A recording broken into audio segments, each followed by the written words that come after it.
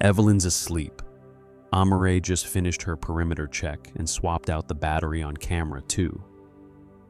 The dogs are on the second floor by the pet food racks.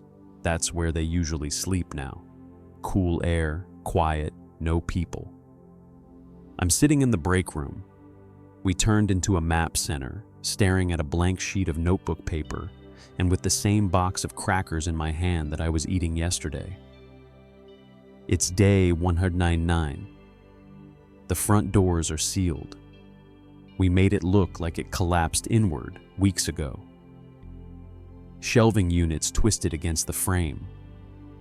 Bloodstains, fake and real, spread near the entry mats. Mannequins in ripped clothes hung on bent poles near the checkout area. At first, it kept nothing out. Just brought every infected in a 5 mm radius right to our door. But after a few weeks, when the noise died down and nothing new came inside, it started to work. Raiders pass us up. Most think the whole store has been overrun. It hasn't. We live here. Me, Evelyn, Amare. Then later, Travis, Mia, Carlos, and Brent, and the dogs, Luna and Dexter. Evelyn found them limping out of the mall loading dock when she and Amare went out for batteries. She wouldn't leave them. They've been part of this place since day 52. But to make it clear, I guess I should go back and tell you how it all went down. Back before the sirens. I was working remote security consulting for a logistics hub on the edge of town. That morning I got encrypted pingbacks from our internal alert system. Wording was vague: civil unrest possible, protest risk, chemical alert pending. The kind of early flag we'd usually ignore unless a real location popped up. This time, it did. Several near our school district. I called Evelyn, told her I'd swing by early, pick her and Amare up just in case. She didn't ask questions, neither did Amore. They both had been seeing the same warning posters. I had CDC maps with flu response guidelines posted at the school entrances, health department vans parked outside pretending to do outreach. We never made it back home, not the way we planned. We stopped at Costco on the way. I figured we could load up before the shelves got stripped. I'd seen the pattern play out before. Online buzz, a few real alerts, people get twitchy, then it explodes. We got inside fast. Carts were loaded. Water, canned goods, propane, batteries, meds. I even grabbed a new inverter and solar rig. We were halfway to the checkout when the announcement hit. Stores closing, emergency shutdown, no explanation. Security came out of the back, started yelling at people to leave the carts behind. One guy got thrown to the ground near the tire center, trying to argue. We didn't wait. We left with what we could carry. Less than 10 minutes later, that truck hit us. The driver was bleeding from the face, half slumped over the wheel, ramming us at the corner of Westford and Lincoln. Airbags blew. Evelyn was unconscious. Amare screamed about her leg. I had to break the rear glass with a tire iron just to drag them out. We didn't know what the driver was. Not yet. But when he came stumbling after us, mouth open, pieces of skin missing from his jaw, I didn't wait to ask questions. I pulled Evelyn up, carried Amare over my back, and ran. No one stopped to help.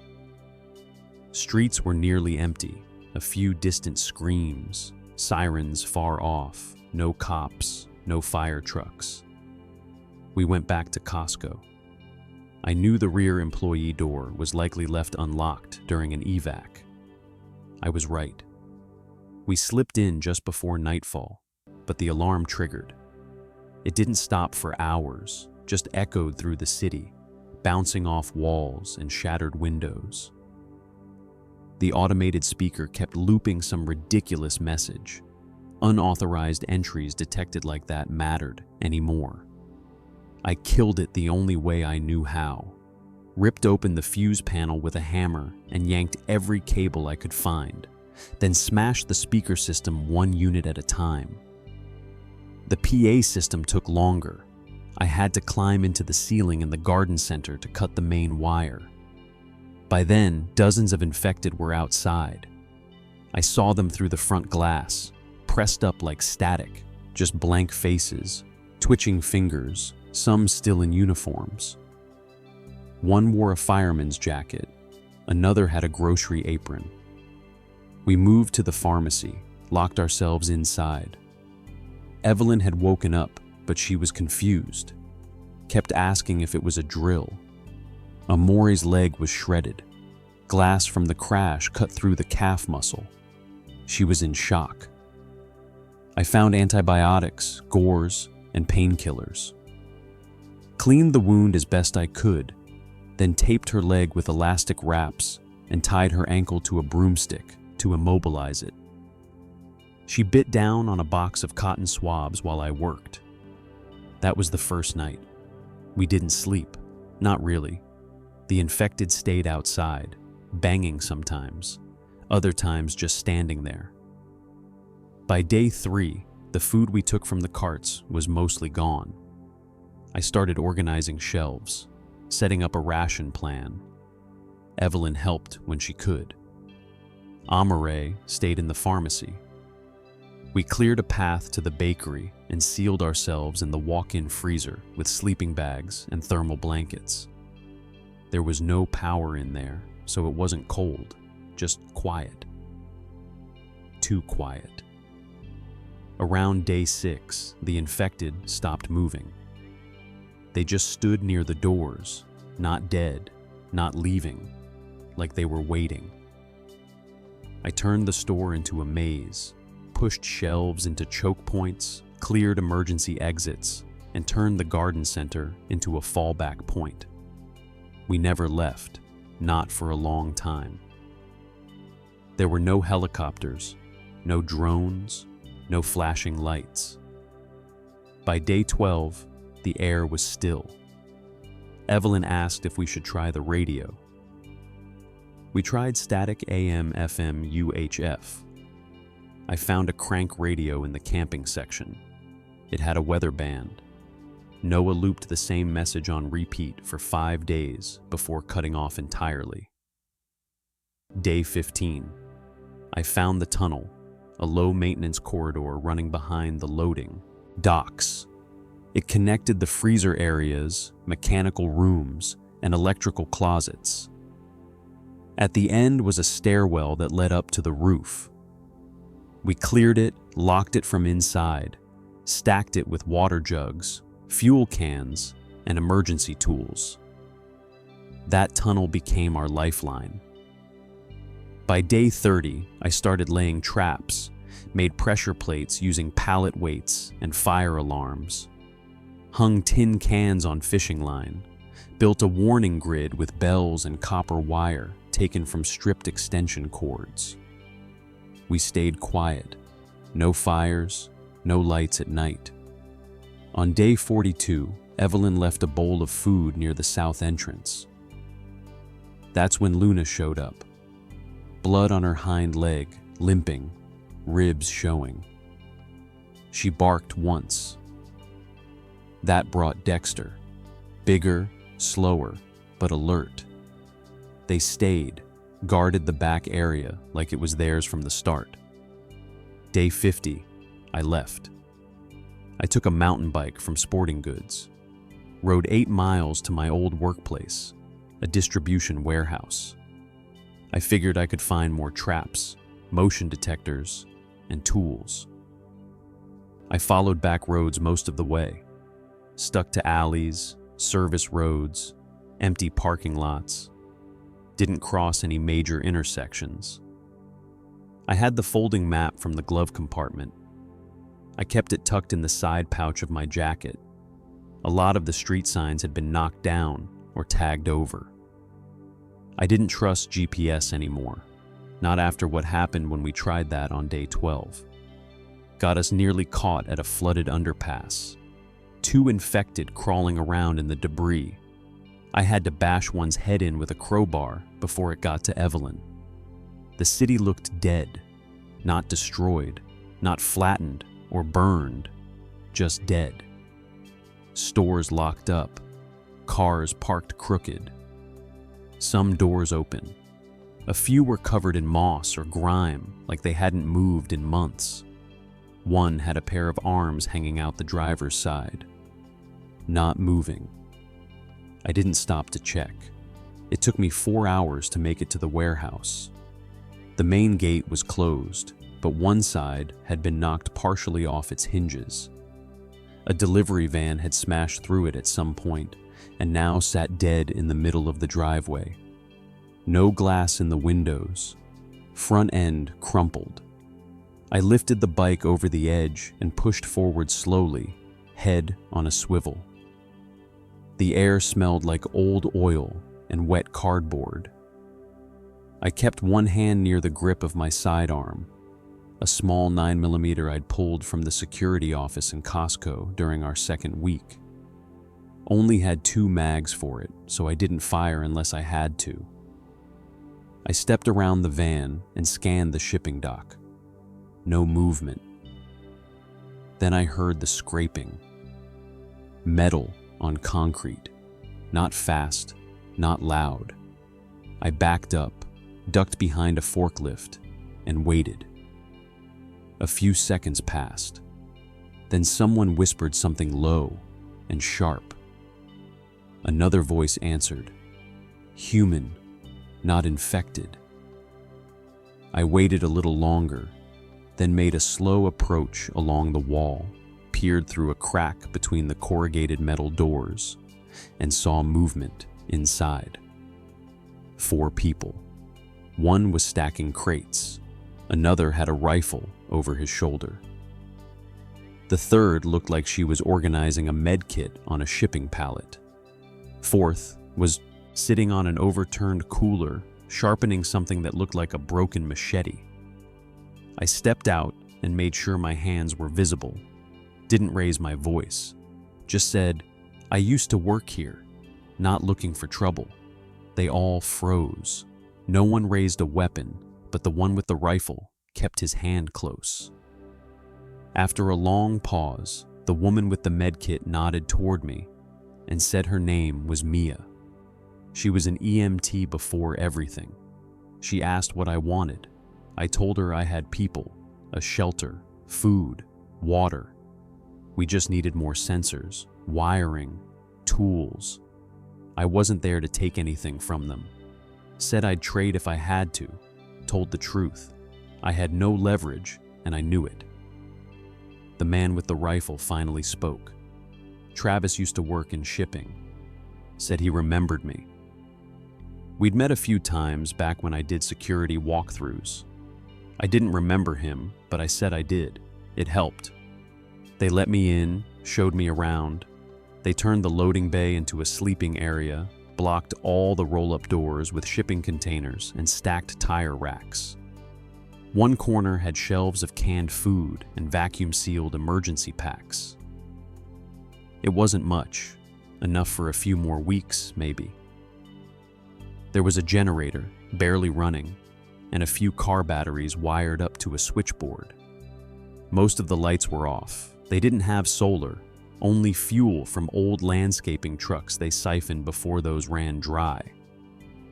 I asked how long they'd been there. Travis said since the second week. Carlos, a big guy with thick arms and grease-stained gloves, said he'd barricaded himself in the tool shop when the outbreak hit. Said he never left. Brent, the quiet one, didn't say much at all. Just kept looking at me like he was waiting for me to lie. Mia looked tired. Her hands were shaking even when she wasn't moving. I could tell she'd seen things. Probably lost someone. I didn't ask. I told them about Costco, how we'd reinforced it, set up motion sensors, built traps, and made a safe room. I told them about the basement and the roof hatch, about the food, the pharmacy, the dogs. I didn't exaggerate, just gave the facts. They listened. Carlos asked how we kept it safe. I explained how the infected outside had become our camouflage, how people assumed the building was lost, how we made it look that way. Travis said that was smart. Brent still didn't say anything. After a long pause, Mia asked if I was serious about letting others join. I said I wouldn't have offered it if I wasn't. Told her we couldn't guarantee safety, just better odds. They spent the night thinking it over. I stayed in the tool shed, slept on a pile of padded mats next to a shelf full of paint thinner, locked the door from inside, and woke up every couple hours to check the window. The next morning, they were packed. Travis carried the rifle and a duffel bag. Mia had a small backpack carefully packed with med supplies and a few ration bars. Carlos had 2 full totes and a tool belt. Brent carried a single box, but I saw the butt of a short barrel, shotgun sticking out the side. We left early, took the same route back, avoided main roads, and rode in pairs. They brought 2 hand carts loaded with supplies. I pushed my bike most of the way. Couldn't ride through the broken asphalt and scattered glass. Midway through the trip, we heard a noise, sharp metal dragging. Not the usual infected shuffle. Then came the barking, high-pitched, scared. Turned the corner and saw them. 2 dogs pinned against the garage door. 6 infected, closing in. 1 was crawling, legs twisted beneath it, but still moving fast. Another had a bent steel rod through its side. Didn't slow it down at all. Mia shouted. Travis raised his rifle. I told him not to shoot unless necessary. Sound carries. We charged instead. Carlos used a rusted shovel. I used the crowbar. Travis got one with a silent takedown. Butcher knife to the base of the skull. The dogs bolted after we cleared the area, but not far. They circled, tails low, eyes wide. I tossed a piece of dried meat from my pack. They stopped, sniffed, then crept closer. Mia knelt down and held her hand out. One of them came, shivering, but not aggressive. The other followed. We took them both. When we reached Costco, I knocked the entry code into the side door keypad. The infected outside hadn't moved, still moaning, still scratching at the fake barricades. We entered through the back. Evelyn and Amare were waiting, both armed. I introduced everyone and told them what happened. It wasn't easy at first. Evelyn didn't trust Brent, neither did Amare. He kept to himself, slept in the camping section, ate alone, and watched everyone. But things settled. We set up new shifts, used the tools we brought to wire in more sensors, extended the trip wires, created a fallback alarm system that lit up the toy section when triggered. We ran cable through the rafters, mounted old security cameras on the garden center roof, powered them with the solar panels Travis helped carry. Carlos set up a switchboard, wired in LED lights made from holiday decorations and portable lanterns. The basement became a command. We divided it into 3 areas: sleep, storage, and access. The emergency hatch to the roof was cleared and reinforced with steel bars taken from shelving units. One route out, no other way in. The dog stayed near Evelyn, followed her everywhere. She named the new ones Brutus and Shade. Brutus had strong, heavy paws, missing an ear. Shade was lean, skittish, sharp-eyed. They worked as scouts. We used them to sweep before entering rooms. They were more than just early warnings. They could pick up infection before we did through smell, maybe, or the way the air shifted. Shade would freeze at a hallway corner, ears twitching, and we'd know to wait. Brutus didn't bark much, but he would stand his ground, body tense. If either one of them backed up, we didn't push forward. We cleared new zones of the store that had been blocked off since the first month.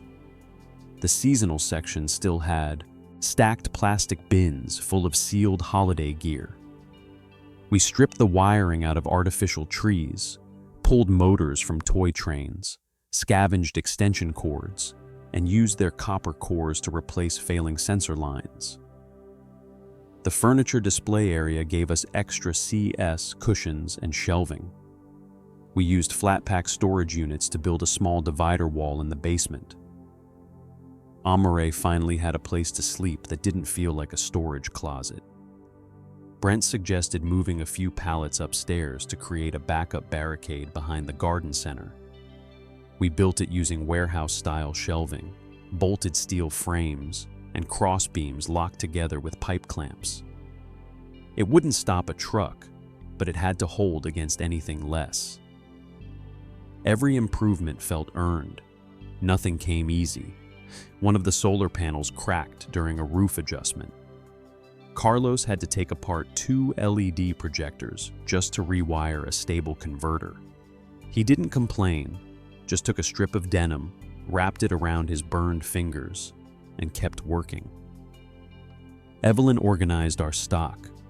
She built a wall chart of expiry dates and used color-coded tags to mark cans, boxes, and medical supplies. She rationed soap, toilet paper, and antiseptic wipes like it was gold. She even created a simple rule book written in black marker on a plywood board that outlined how many calories each person got based on workload and shift length. We didn't have arguments about it. Everyone understood. If someone slacked off, they adjusted their intake. If someone pulled double shifts, they got extra. No one abused it, even Brent. The dogs helped ease the silence. Shade would curl under the table in the break room and nap during downtime. Brutus took to sleeping on the stairs down to the basement hatch. Nothing got past him without a growl. Still, things weren't calm. Camera 3 caught that figure on day 74. A man in a tan jacket, backpack slung over one shoulder, rifle across his chest. Not a looter. He moved like someone trained, swept his corners, checked reflections, stayed low behind cover. He didn't try the doors, didn't get too close, just watched. We tracked him for about 30 minutes. Then he moved off screen and didn't come back. The next day, we caught 2 more on camera too. No insignias, no flags, no matching gear. One had a compound bow. The other carried a shotgun with a side-folding stock. They kept distance from the infected, walked a wide arc around the building like they knew what they were doing, like they had maps. Amare and Brent took their first watch that night. No one slept. Evelyn moved all our essential gear closer to the basement hatch. Mia packed emergency medkits. Carlos tightened every bolt he could find on our barricades. I rechecked the traps, reset the pressure plates, and added fresh fishing line to the trip zones. For 3 nights, nothing. Then on the 4th, Brutus started growling around 3:00 a.m. Not loud, just that low, steady noise that meant someone or something was too close. I pulled, up the feed from camera 4, static. I tapped the side of the monitor. It cleared for a second, then froze on a frame that showed someone crouching near the propane cages outside. They weren't stealing propane. They were placing something. I didn't know what, but I wasn't going to wait. I woke Travis and Brent. We took the tunnel, climbed to the roof, and set up position near the HVAC stacks. Couldn't risk a spotlight, used scoped optics, and waited. About 20 minutes later, movement near the back fence. Someone crawled through the gap in the debris pile. Then another. I counted 4 total, all armed. One of them had a handheld radio. They weren't scavengers. We didn't engage. We stayed still, watched, and waited. After about an hour, they moved off. We waited another hour before going back down. Next morning, I found the device tucked behind a cinder block near the propane rack. It was a homemade mic wired to a battery pack and mounted inside a foam coffee cup. Range was short, but it meant they were listening, tracking voices, looking for sound patterns. That kind of setup didn't belong to drifters.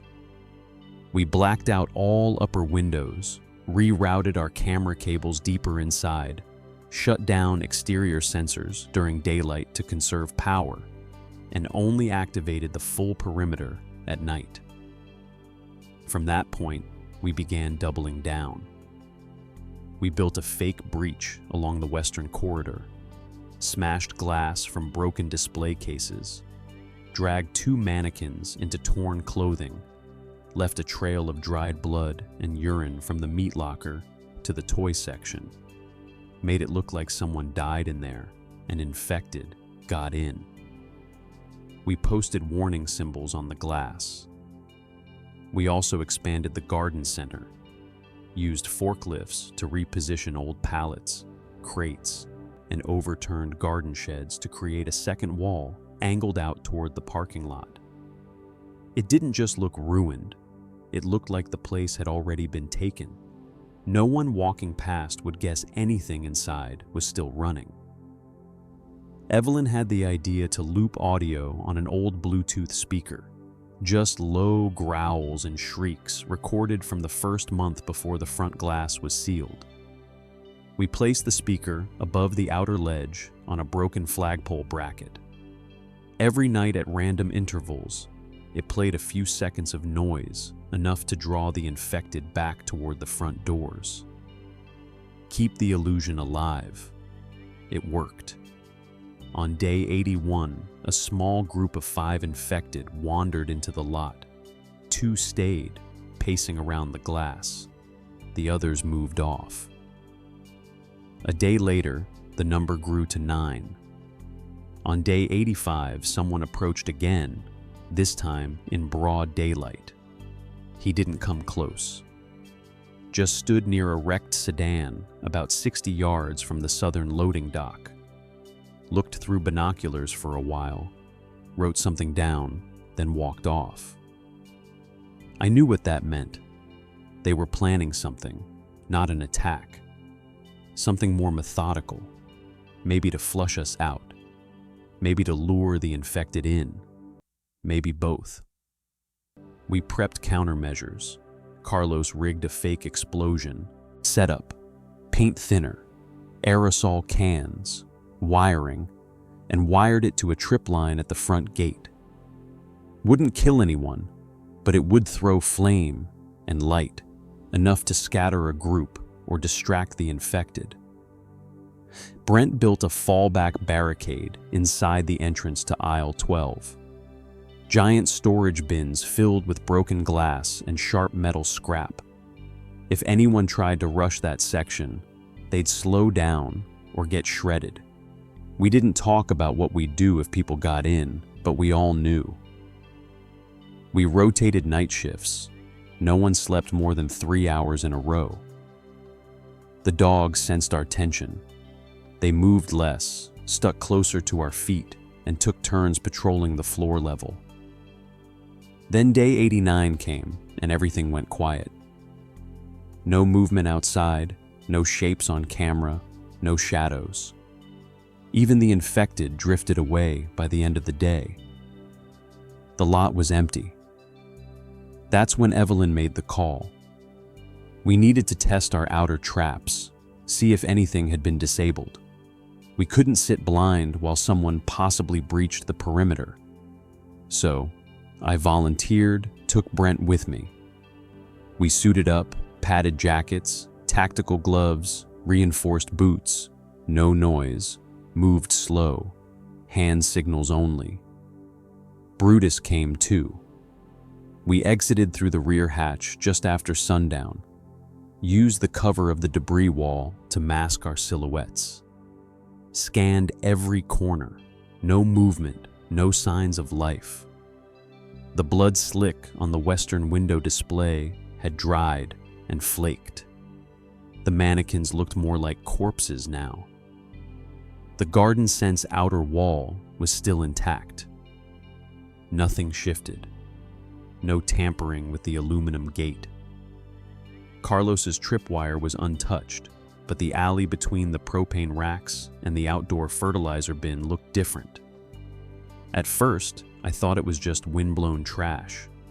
But then I saw the footprint, not a boot print, a shoe, athletic tread, deep and clear in the dirt. Less than 12 hours old, facing the building. No outbound print next to it. Just one, sharp and deliberate. I scanned the fence line. Brent crouched and adjusted the lens on his handheld scope, sweeping slowly. I reached into my vest and pulled out the small infrared thermometer. It wasn't much, but if there had been a human nearby in the last hour, the heat signature would linger faintly on metal or stone. I checked the nearest pipe leading toward the loading dock, warm to the touch, too warm for the hour. We retreated back through the staff hallway. Inside, the dogs were already alert. Brutus was standing in front of the basement stairs, ears up, jaw clenched. Shade was on the mezzanine shelf, tail stiff, staring through the cracked upper vent into the parking lot. They weren't barking, just waiting. Evelyn met us at the bottom of the steps. Mia was with her, holding one of the shortwave radios in both hands. Evelyn looked at me, then at Brent. I showed her the footprint photo. She didn't blink, just said upstairs. Now we regrouped in the map room. Carlos had the drone map unrolled on the main table. Old aerial recon he stitched together from when he still had a working drone in the first month. Now we marked it with colored thumbtacks and grease pencil. Brent placed a new marker at the rear propane cage. I drew a quick sketch of the shoe tread and laid it next to the last strip. We found 4 tags. Evelyn cleared her throat and got our attention. She pointed to a blank section of the Northwest Industrial Park on the map. Then she took a strip of green tape and marked a new number, X4. We hadn't used that designation before. She kept her voice even. They're flagging locations, numbering them. Maybe they think we're a supply cache, or they're planning routes. Mia leaned forward. Or it's a target list. No one answered. For the next 2 hours, we scrubbed every line of exposed cable inside the store. We rewrapped connections with weatherproof tape, moved the solar battery cells 2 aisles deeper, and repositioned the motion sensors so that they triggered silent LED strips inside the garden center rather than audio pings. We couldn't afford noise. I added a delay trigger to the decoy speaker system. Instead of regular loops, it now operated off a randomized timer controlled by a modified kitchen alarm.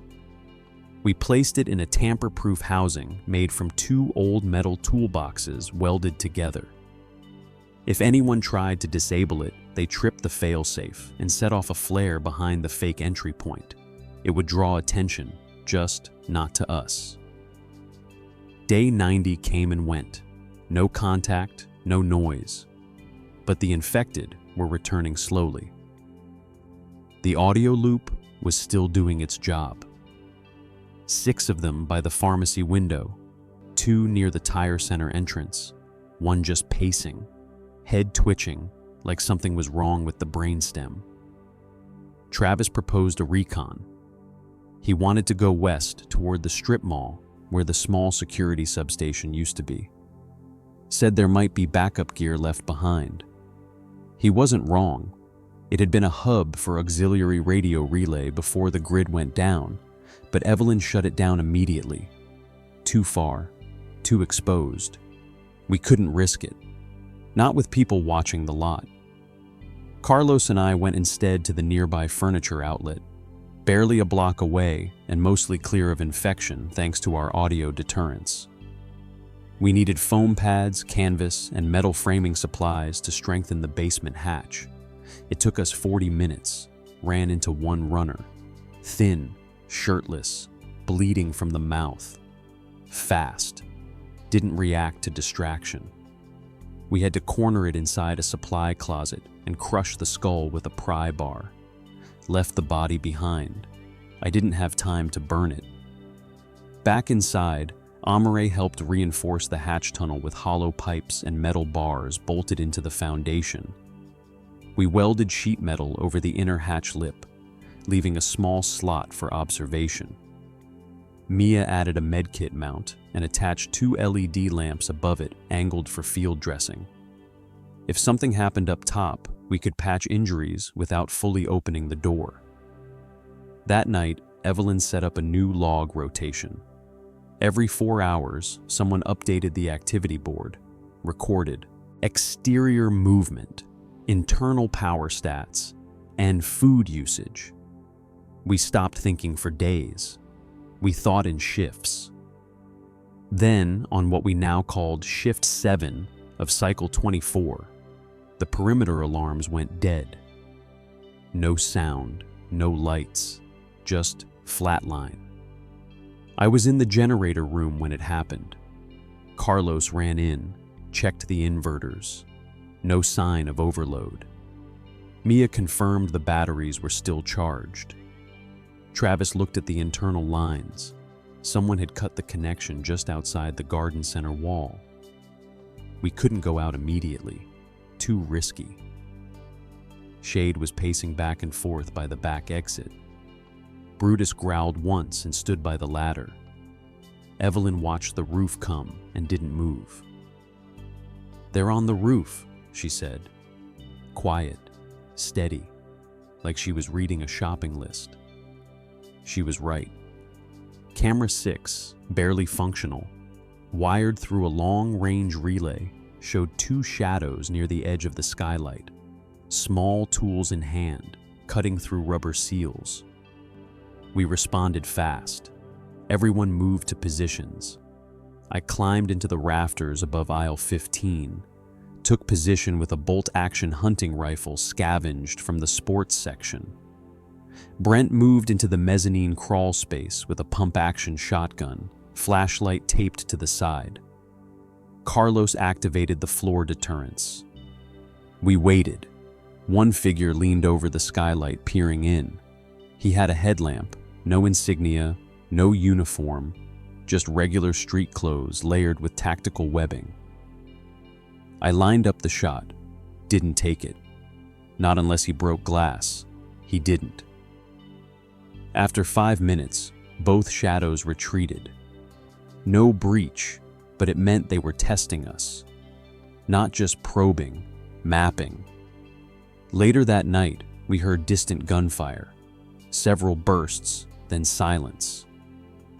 Not near us, maybe a mile off. Evelyn guessed someone else was being targeted, or maybe the infected found them first. We powered down all unnecessary systems, hid the generator output behind a false heatsink, removed all exterior camera glint, pulled the roof ladder up into the attic, and sealed the hatch from below with 2-in rebar cross beams. The next 3 days passed without incident, but none of us believed it was over. On Shift 4 of Cycle 26, Shade didn't return from a sweep. She usually looped twice around the upper level before heading back to Evelyn's station.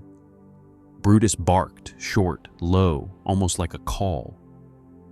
I found her near the electronics section, alive, cornered, tail pinned by a fallen speaker stand. I lifted it carefully. She didn't yelp, just licked my wrist once and limped back to base. We moved her to med station, bandaged the wound. Evelyn didn't say anything, but she stayed by her side all night. The next morning, Travis approached me, said he wanted to take a look at the southern ridge, an overpass barely visible from the roof cam. Said he'd seen figures up there, flashlight signals. We debated for hours. Finally, I agreed, but only if I went too. Brent volunteered as well. We prepped at first light. Small packs, minimal gear, 1 suppressed rifle, 2 handguns, 3 shortwave radios. Evelyn stayed back. Amore handled cameras. We left through the debris path at 5:40. The air was cold, no wind, no infection in sight. Halfway up the overpass ramp, we found a burned-out sedan, bullet holes in the side, blood smeared across the hood. Inside, no bodies, just straps cut from the back seats and a broken radio handset. There was no stench. Whatever happened here wasn't recent, at least a few days old. I crouched next to the driver's door and tapped the metal. Cold flakes of paint crumbled off. The seats were half melted, curled in on themselves. Someone had torched it on purpose, probably trying to cover evidence. Brent stood guard while I checked the trunk. Inside was a single plastic case. Hinges melted, but the shape was still clear. An old supply crate, maybe once held meds or tools. I didn't open it. It doesn't matter now. Travis circled back from the edge of the barrier. He'd found more tags, same stencil style as the X4 we found by the propane rack. This one was marked the 6B, tied with zip cord to a stripped highway mile marker post. There were 7 notches scratched into the steel beam behind it. Deliberate tallied. We didn't stay. Too open. No cover from the west or south. Anyone watching from high ground would have already spotted us. We headed back down, keeping close to the median, checking every window and rooftop as we moved. About 5 blocks from the store, we heard something. Not footsteps, a dragging sound, something soft over pavement. We stopped, crouched behind a tipped-over vending machine. I pulled out the compact scope and checked the street ahead. There was a woman moving down the sidewalk, limping, clothes torn, face sunburned, no gear, no bag, no weapon, just bare arms and what looked like a cracked phone in her left hand. Her head twitched in half jerks, and her mouth moved like she was whispering. But there was no one else around. Travis muttered, "She is infected?" I watched longer. She didn't move like the others, no blood around the eyes, no open wounds. She didn't lunge or shamble, just kept walking forward, talking under her breath to no one. We let her pass, no contact, no sound. She never looked our way. I didn't recognize the behavior. Could have been early stage infection, could have been trauma, starvation, or maybe she wasn't real. But we weren't in a position to help anyone, not out there.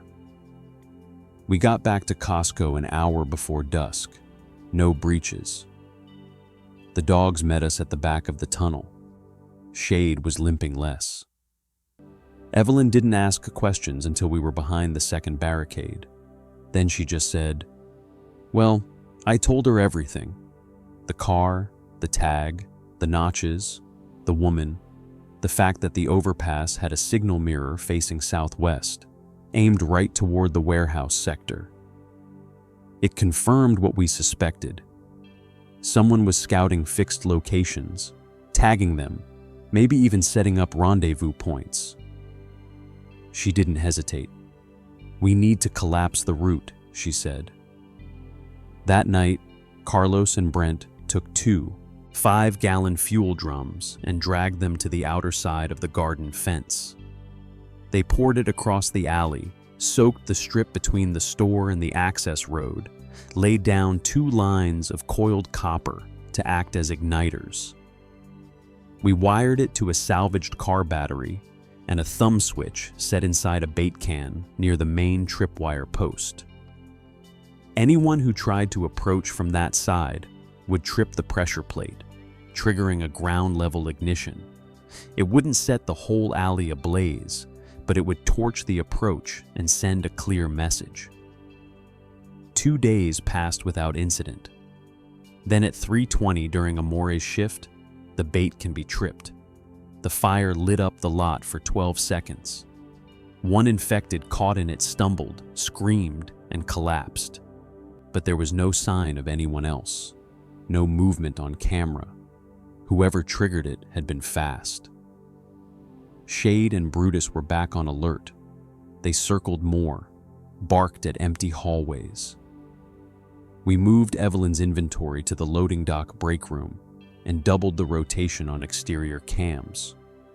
We also rewired one of the checkout conveyor belts to act as a trigger surface. If anything over 50,000 stepped on it, it would ping a relay and light up a strip of bulbs in the upper rafters. On cycle 28, shift 3, I noticed one of the shelf traps had been disarmed. Not broken, disarmed. The fishing line had been clipped clean. No drag marks, no signs of a scuffle, just a precision cut that confirmed it. Someone had been inside. Briefly, carefully, I pulled everyone together, said we had 2 choices: fortify and wait for the next move, or go on offense and try to trace them back. Evelyn shut that down. "We're not exposing the shelter for curiosity," she said. "We're not ready for a fight." She was right. Instead, we doubled our traps, built decoy passageways, installed collapsing shelves on swing arms. If someone stepped too far into aisle 12, the structure would drop behind them, sealing them in with a spike board. Carlos designed it, said it would buy us 20 seconds. That was enough. We also used the store's mannequins more strategically, stripped most of them down, covered their heads in plastic sheeting, and dressed them in looted gear. From a distance, they looked like armed guards. We positioned them near corners and windows, held in place with metal wire and crossbars. It worked better than expected. On day 95, we spotted a figure approach the east garden corner. Stop, stare, and retreat. No attempt to breach, no gunfire, just observation. We left the mannequin standing there for another 3 days. Every time the camera caught motion, the figure reappeared in the same spot, always between 2 and 3 mwak. That meant they were waiting for something. We kept tight. Food rotation remained stable. Water was filtered through the camping rigs and gravity-fed barrels stacked near the western shelves. Solar power held, but we kept all non-essential systems dark. Brutus stopped sleeping upstairs. He slept next to the inner ladder now. Shade started watching the upper vents again. Her limp was almost gone. On cycle 30, Mia picked up a faint radio signal on the wideband. Static at first, then a voice. Male calm, repeating the same message. Package ready. Location 4. Confirm visual. No name, no ID, no frequency ID tag. Just that phrase, over and over. We copied the recording, played it back. It had a slight echo, like it was being transmitted through a tunnel. Carlos thought it might be a rebroadcast from a short-range repeater. Evelyn marked location 4 on our map. It lined up with the warehouse we passed on the overpass run, the same place the signal mirror pointed to. We listened for a response. Never came. Just silence after the 5th repeat. We stayed locked down for 3 more cycles. No movement, no breach, but the tension never left. We took shifts, sleeping with radios clipped to our belts. I moved my gear into the basement full-time. Brent installed a second lock on the inside of the stairwell, just in case. Then on cycle 33 at 4:11, the power flickered just for a second. Then it went dark. All systems cut. Cameras, lights, motion sensors, vent fans, everything. I grabbed a flashlight and ran for the solar junction box. Carlos was already there. One of the inverters melted, wires scorched. It wasn't age, it was sabotage. Someone had shorted the main lead using a length of razor wire, forced it into the exposed node through the vent. It must have been planted earlier, timed, or remotely triggered. There was no other explanation. It wasn't whether, it wasn't where. Someone had climbed up during one of the dead shifts and slid that wire into place, knowing it would cook the junction when the panel hit Max's drawer. Carlos bent over the inverter, tracing the burns. His knuckles were scraped from climbing onto the garden center roof twice that week already. He shook his head slowly, said nothing, then unplugged what remained of the fried wires. We didn't talk while we worked. There was nothing to say. We patched what we could using leftover copper, twisted splices, and clamps. The second bank of panels still worked, but they weren't enough to power the entire system. At best, we'd get motion sensors and one camera string back online. The rest, lights, vents, Pennsylvania grid, had to stay off. I moved straight to the fuse box in the loading dock, shut down every circuit not tied to critical systems. Mia and Brent rigged 4 lanterns with switch toggles and mounted them along the primary interior route, pharmacy to command center. It was just enough for us to move without stumbling. Anyone else unfamiliar with the layout would be lost in the dark. Evelyn pulled down the emergency water filter rig from the mezzanine and shifted it to the basement. We'd be boiling everything now, no UV sterilizers. That meant more fuel use. It meant longer prep time for each gallon. It meant noise. But we didn't have another choice. We didn't sleep that night. The dogs didn't either. Just after 4 o'clock in the morning, Brutus gave his signal. 3 sharp barks, no growl, not at random. It was his call for armed movement.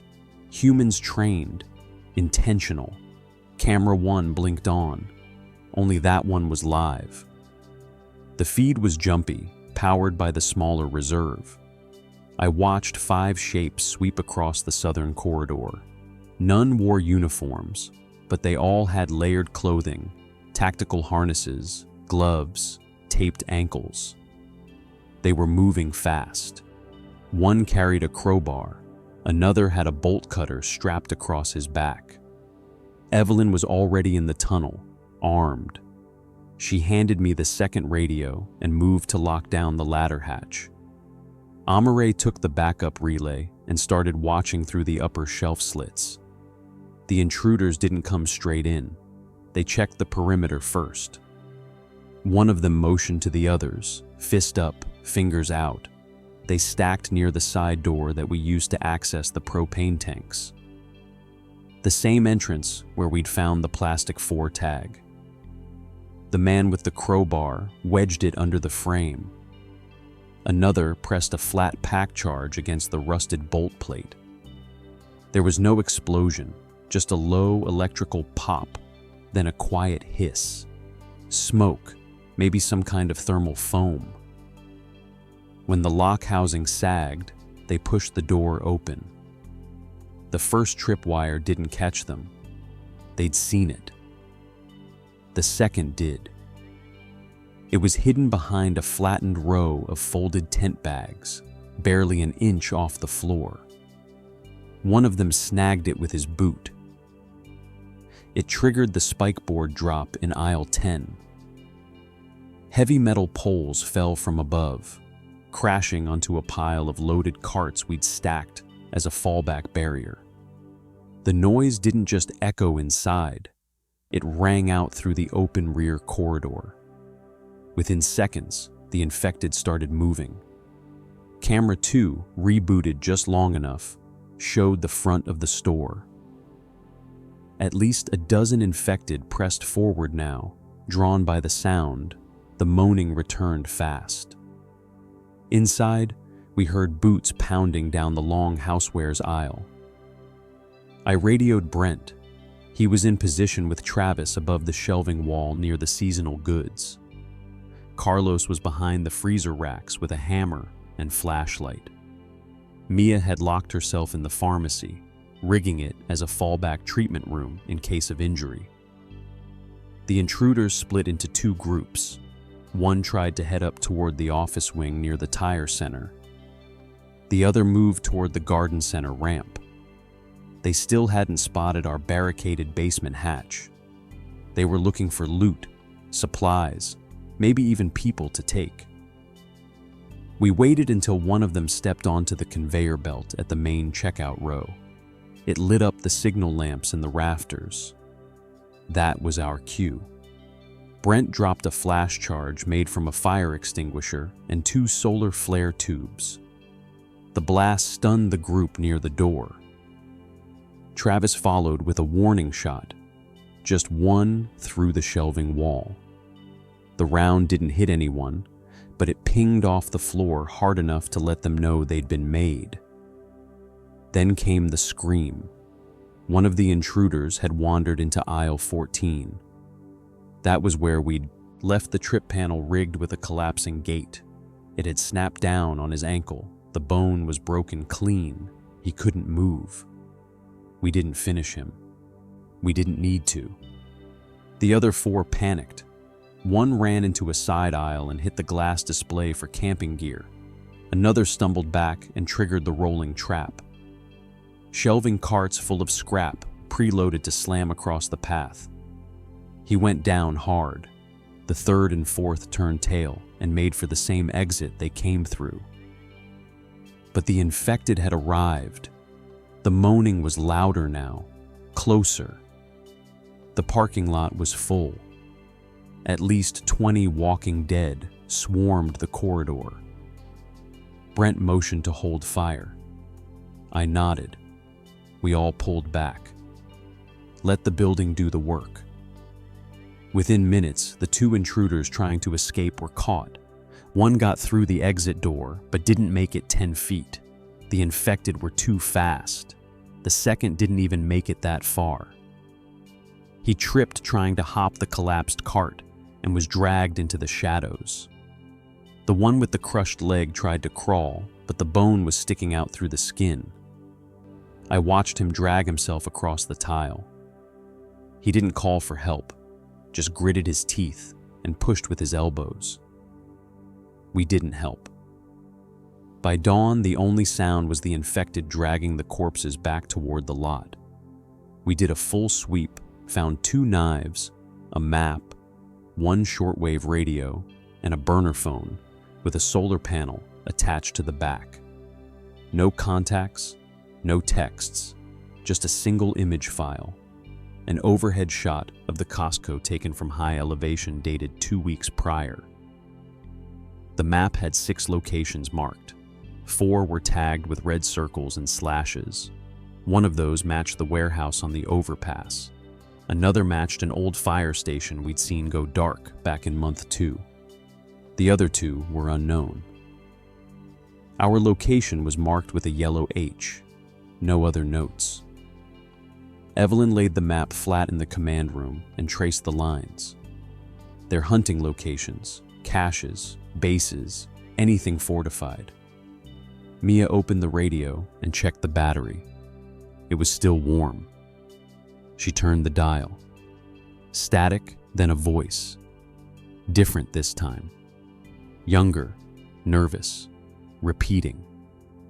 Status check. Team 4, report. Package recovery incomplete. Repeat. Report. We didn't respond. Carlos stripped the gear off the one body that remained intact. We dumped it out the rear chute. No reason to leave it where the scent might spread. We burned the clothes, crushed the phone, and added the intruder's weapons to our stash. One of the rifles was in good condition. An older bolt-action model with a scope. Not military, not hunting, something a prepper might carry. The other was a short-barrel .22 with an improvised suppressor built out of a flashlight tube and washers. It worked barely, but the heat marks told me it had been fired a lot. We added both to the crate in the basement marked "Holdout," then locked it again. Travis wiped the blood off the folding knife and added it to the utility shelf near the workshop zone. Mia took the medical scissors, boiled them, and stored them in a fresh pack with antiseptics. Carlos took the hydration bladder from the pack and rigged it to the water catchment barrel. Nothing went to waste. Evelyn made us hold a silent meeting that evening.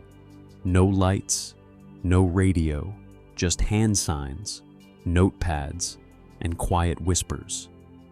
She used chalk on the concrete to draw a simple message. This was not the last group. No one disagreed. We weren't sure if the people we killed had sent the radio message or were answering it. Either way, someone knew they were gone. Someone would be waiting for them to check in. And if the map in that pack was right, we were the only known location still standing. That made us a priority. The next 2 days, we worked without breaks. We removed every camera cable still visible from the outside, sealed every vent exposed to the roofline. We ran strips of aluminum foil across the outer corridors to catch reflection in case someone used IR optics. I even rubbed oil across the store's north-facing skylight to blur it, make it look cracked and useless from above. We moved our sleeping area deeper into the underground service corridor. The original break room, once a spot for meetings and rations, was gutted. We turned it into a false shelter, laid out CS, left fake journals, strung a burned-out string light through the wall.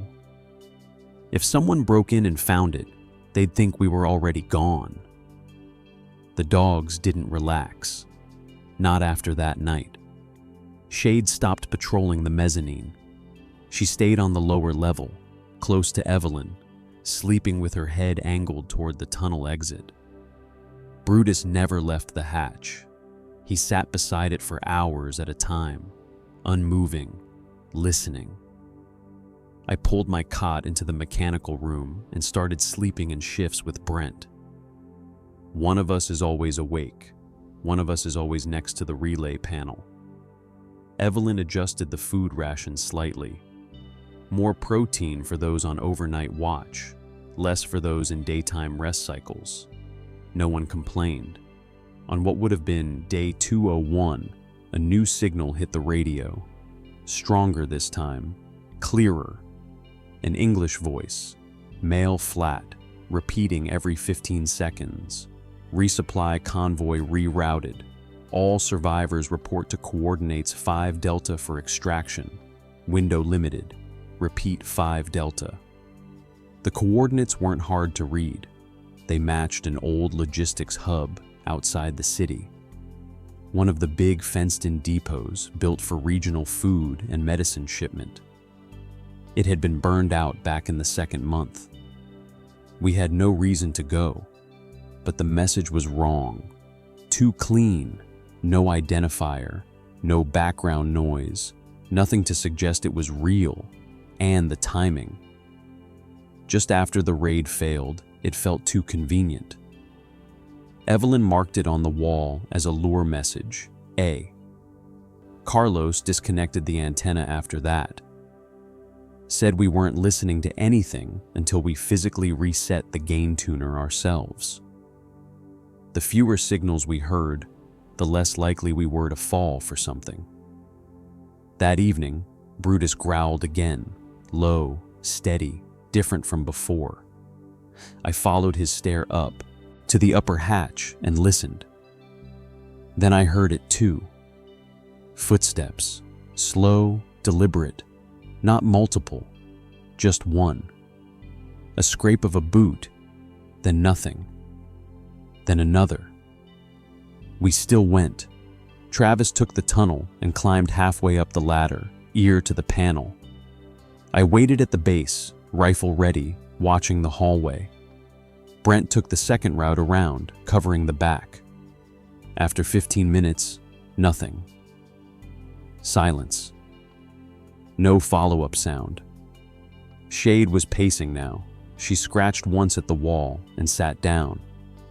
We didn't sleep that night. Evelyn rotated people in and out of the observation spots. Mia drank 2 of the caffeine tablets we'd been saving and stayed awake past dawn. When morning came, the sound didn't repeat. Nothing on the roof, no shadows, no scent, no scratch marks, no evidence at all. We choked it up to one of 2 things: another scout checking for movement, or a test, a pressure check. By then, we were out of fresh solar cable.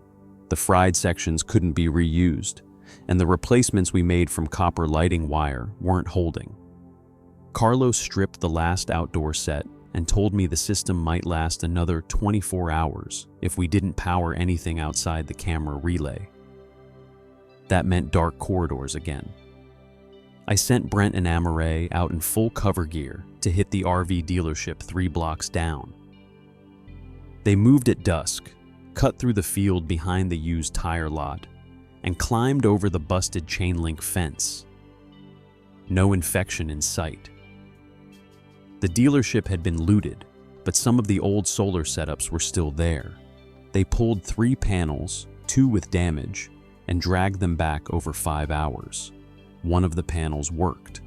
Carlos plugged it in manually, tied it to the smallest inverter, and rerouted the power to charge 2 car batteries we'd kept in reserve.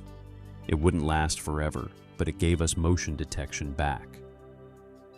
2 nights later, motion triggered on the east side, but this time it wasn't people. Infected, a pack of them. 11, maybe 12. Some fresh, some with twisted limbs. One had both hands missing, dragging itself forward using its elbows. They weren't meandering. They were moving with purpose, slow, but all in the same direction toward our wall. We didn't trigger the lights, didn't play the noise. We watched, waited. They reached the outer debris field and stopped as if confused. One stepped forward, bumped the plywood we'd leaned over the fake Brer Reach, and recoiled. Then another sound, a whistle, long, drawn out, human. Not from them, from somewhere deeper in the lot, just outside our camera range. The infected paused, all of them. Then one turned. 2 more followed. Within seconds, the whole pack started shuffling back the way they came. Brent whispered what we were all thinking. Someone's controlling them. The implications were worse than the event. We'd seen signs of raiders using infected before, herding them, trapping them in buses, turning them loose during thefts. But this was different. Calm, precise, measured, like someone was using the infected to probe. That night, Evelyn wrote 1 sentence on the chalkboard in the basement. Whoever's left, they know how to use the dead. We reviewed everything from the last 2 weeks. Every signal, every movement, every piece of gear stripped from the bodies. It all pointed in one direction. Whoever was watching us wasn't just scavenging, they were experimenting. Evelyn proposed a rotation shift to test response time. Every person was assigned a zone. Time yourself from the alarm to position. Report to the board. No excuses, no shortcuts. That became our routine for the next 3 cycles. Then, just before cycle 40 began, a message came through on the emergency shortwave, unprompted, no signal from us, just a clean, direct transmission. Signal 4, status unknown, movement terminated, alternate asset activated, interference confirmed, and then it cut. Carlos turned to me and said flatly, "They weren't here to take. They were here to test how fast we'd respond." We went silent after that, all comms off. No broadcasts, no incoming signals, no active lights, nothing. And we haven't heard from them since. But the garden center still stinks like burned fuel. The dogs still sleep in pairs. The generator only runs for 90 minutes a day. We ration our noise just like we ration our food. 90 minutes of power, 8 quarts of boiled water, 1 tin can each for waste fuel storage. Every task is measured now. No room for missteps. Nobody complains. When someone misses something, a switch left hot, a trap unarmed, they own it, fix it, and move on. None of us can afford to be fragile anymore. Brent finished reinforcing the east tunnel 2 days ago. He welded half of a dismantled clothes rack to the lower rail, giving it enough bend to collapse under pressure and block movement in both directions. We tested it 3 times using loaded shopping carts. It was held. Then Travis packed the top layer with broken tile and glass, made it dangerous to crawl across. The entrance is sealed for now, but if we need to use it as a back door one day, it's there. Mia redrew the medical layout. The pharmacy is now more than a station. It's triage, quarantine, and full storage. She converted 2 standing freezers into vertical cabinets filled with bandages, field wraps, antiseptics, and temperature-stable antibiotics. The other is packed with inventory from the supplement aisle, labeled and sorted by function. She built a sling out of ripped aprons and old belt buckles. It's ugly, but it works. Armory helped her mount it to the wall using pieces from the grill display. Carlos reworked the solar array again. The damaged panel is off the board entirely, and the remaining 2 have been cleaned, resealed, and bracketed to the west-facing emergency ladder, catching about 6 hours of usable light each day. He stripped down the entertainment display, the flat screens, and demo tables, and salvaged all the copper from the HDMI cabling. Between that and some leftover wire from the paint aisle, he gave us enough flexibility to redirect a portion of power straight into a single rotating battery core. It's not much, but we now have motion sensor coverage across 3 primary entry zones, full backup lighting for the tunnel, and can even run the main camera string for 20 minutes at a time. Evelyn updated our routines. The wall chart is gone. She said the sight of it was starting to do more harm than good, reminding us of what we didn't have rather than what we did. Instead, we now use colored wristbands to track rotation. Green for rest, red for perimeter, yellow for utility, and blue for support. We swap every 24 hours. It keeps things moving, balanced. Nobody slips through the cracks. The infected still roam the outer parking lot. Most don't stay. They wander through, drawn by the remains of the propane tank burns, or by the smell of what's left behind the dumpsters. A few linger longer. One in particular, a woman in what's left of a nurse's uniform, has been pacing the same 10 feet circle near the back entrance for 3 days now, We don't bother her, she doesn't bother us. But every so often, she tilts her head toward the mannequins and freezes as if something about them catches her attention. Then she keeps walking. The scouts, the human ones, haven't returned. Not since the last transmission. Not since the bodies were stripped, burned, and dumped. We haven't seen a whistle. No more signals, not even movement. It's too quiet. But nobody's fooled by it. Silence is a phase, but we've adapted to silence. Amare has taken to reading again. She found a stack of paperbacks buried beneath the collapsed magazine rack. Old thrillers, survival guides, even a few worn-out school books that look like they belonged in a teacher's lounge. She reads aloud sometimes, not to teach, just to fill the air. It's a quiet noise, but it keeps the nerves from fraying. Brent started training the dogs more. They know signal calls now. 1 short whistle means follow. 2 means hold. A snap and a whistle means scout perimeter. Brutus responds the best, still protective, always in motion. Shade is faster, more precise, and better at picking up subtle shifts in smell and sound. They're both leaner now, but focused.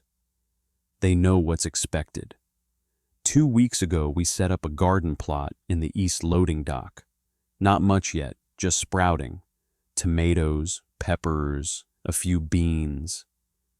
We rigged grow lamps using bulbs from the home improvement aisle and hooked them into the battery grid. Only 30 minutes a day per section. It's not enough for a real yield, but it's better than nothing. It gives us something to care for. Travis built a signal kite out of trash bags, metal rods, and old fishing wire. He wanted to test line of sight to any radio towers still standing on the outer rim. He hasn't launched it yet. The weather's been inconsistent, but he keeps tweaking it, tuning it. Might try it soon. Said if there's still a repeater alive out there, it might catch the signal and bounce it somewhere. Doesn't matter where, just somewhere. We took down the mannequin decoys this week. They served their purpose. Now they're a liability, too visible, too easy to trace movement around. We disassembled them and used the torsos to reinforce the plywood panels near the west wall. Their hollow cavities now house sealed foam insulation. Their arms became barricade handles. The rest went into the burn pit. The air inside smells cleaner now. Not like before, not like home, but manageable. We keep vents open for 2 hours in the morning and 2 in the evening. The rest stays sealed. Ayin tracks air pressure using strips of hanging tissue. It's crude, but if the breeze shifts or someone opens a gap outside, she knows there's no illusion left here. We're not waiting for rescue. No one's coming. We've seen the maps, heard the broadcasts, traced the false signals. Most zones are dead. The ones that aren't are worse, controlled by people who've given up on rules. But we're still here. We eat twice a day now. Smaller portions, fewer spices, no meat, but enough. We filter water, we boil, we rotate fuel, we mend clothes. We teach each other what we know. Shade sleeps against Evelyn's leg every night. Brutus curls up in the tunnel just beside the hatch. Travis sleeps with a crowbar under his arm. Amare sleeps near the lanterns. Carlos keeps tools in reach even when he lies down. Mia's medkit is never more than 6 feet from her. Brent doesn't speak much, but he's always awake 10 minutes before his shift. I've never seen him miss a rotation. I've started writing logs again, not for broadcast, not for warnings, just to record, to remember what worked, what failed, what almost cost us. I don't know if anyone will read them. Doesn't matter. There for us. There's no final stand, no countdown, no last hope. Just maintenance, just defense, just survival. And for now, we're good at it. Somewhere, someone probably still has us marked. Maybe another map, another photo. Maybe a group is waiting for the right moment to try again. Maybe not. Maybe the ones who tagged us were wiped out by their own trap, or by something worse. Either way, we'll be ready. We have light, we have water, we have food. And if we're quiet enough, smart enough, and fast enough, this shelter might hold another 200 days, maybe more. That's enough for now. That's all for now. Thanks for listening. Don't forget to like and subscribe to keep the stories alive. For now, stay quiet, stay vigilant, and stay alive. Jack's Nightmares signing off. Until next time, Survivor.